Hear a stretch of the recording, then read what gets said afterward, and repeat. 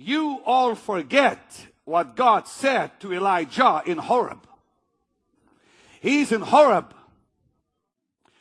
having run away from Jezebel.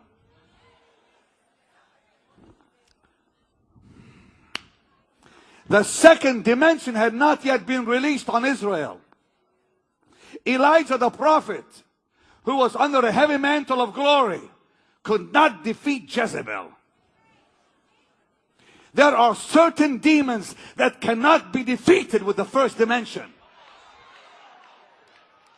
He could call fire from heaven. It's only the first dimension. He can see the prophets of Baal dead. That's only the first dimension. The second dimension did not belong to Elijah. He's done in Horeb. And he says, where are you, Lord? I'm the only prophet left alive.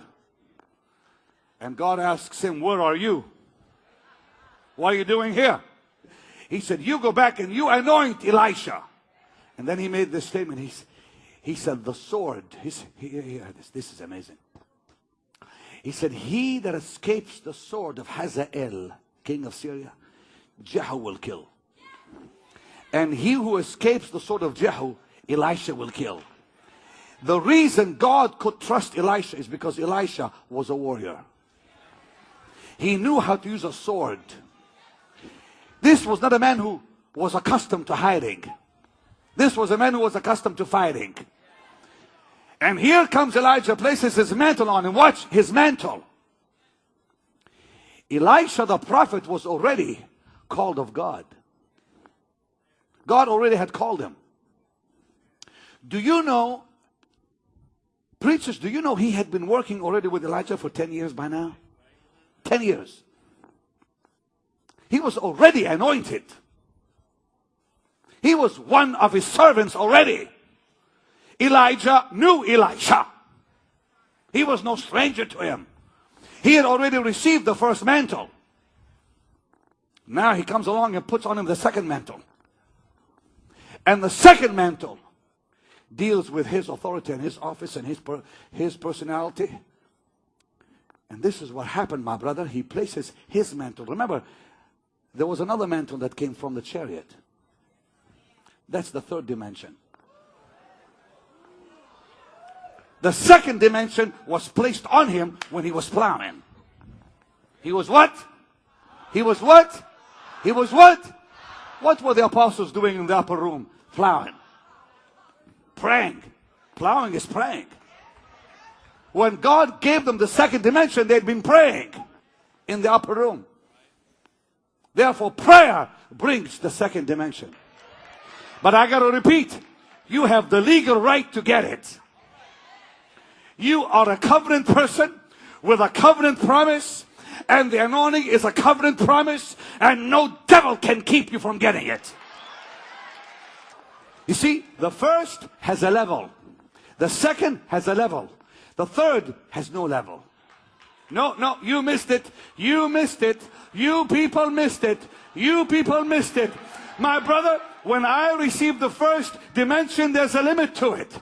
When I receive the second, there's a limit to it. But when God can trust me with the third, there is no limit to that one.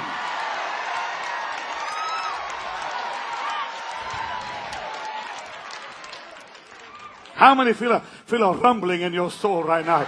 That something is... He placed the second mantle on him. The second mantle of the anointing will test you. He was tested in Gilgal, Bethel, and Jericho. Fired 3 times. He took him to Gilgal, said, stay here. He said, I'm not. Took him to Bethel, said, stay here. I'm not. Took him to Jericho, said, I'm not. As the Lord lives, I'm going where you go. But those 3 places are 3 tests in your life God will bring you to. Gilgal, faith. Gilgal is the place Joshua brought Israel to in Joshua 5 when the manna ceased. The manna ceased in Gilgal. You see, people eat manna. They eat so much manna they think they're kids. And God one day wakes them up and says, no more manna. Go and sow your own seed, plow your own land, and get your own harvest. Gilgal Yeah, you just got that one. You see, my brother, the first dimension gives you manna. The second dimension says, no more manna, go get it yourself. Sow your own seed, plow your own land, get your own harvest and grow up. That's why he leads you to Gilgal. Gilgal is the place they came to where the manna ceased. Gilgal is the place they came to where the fire and the cloud disappeared. Now they had to live by faith. Say by faith. It is impossible to receive the second dimension and live by sight. Live by faith. So he began living by faith when he took him to Gilgal, and then he said, stay here. No. As the Lord lives and your soul lives, I'm not staying here. And here's something prophetic. A lot of people live in a move of God and die in it. Brother, we need faith, but don't stay there. Go on. You stay in faith, you'll die. He took him to Bethel. What's Bethel? Bethel is the place of decision. Bethel is where Jacob said, Lord, you keep me, I'll serve you. That's where he got the rock and slept on it, and that's where the angels came and God spoke to him. Bethel is the place where Saul lost. He came to Bethel and disobeyed God. It was also at Bethel Jacob wrestled with the angel and won. Therefore, Bethel is the place of wrestling, place of surrender, the place of decisions, the place of death, the place where the flesh got to die. And so he said, stay here. Oh, no. As the Lord lives, your soul lives, I'm not staying here, because I can preach surrender, and I can surrender, and I can die, but I'm not staying here. There's much more for this. There's much more in the Christian life than faith and surrender. See, there are certain ministries that preach only faith. Well, that's their ministry. It's Gilgal, but my brother, don't die there. Some preach only surrender. Yeah, it's all right. Receive their meat. Just don't die there. There's higher grounds. He brought him to Jericho and says, stay here. What's Jericho? War. That's always a place of war. Warfare. Let's fight. My friend, don't die there either. He says, no. I'm not staying here. I'll pass by, but I'm not staying here. The second dimension will always bring you through faith, surrender, and war. It's still the second dimension of the anointing. But there's a higher ground. Now you come to Jordan, and you're ready for the third dimension. And so he says, what do you want? He never said what. He didn't say, what do you want? Till they came to Jordan. What do you want? He said, I want double what you have. Now you see, this is where God stopped in the old covenant. That's as far as a man could go. Elisha experienced the third dimension.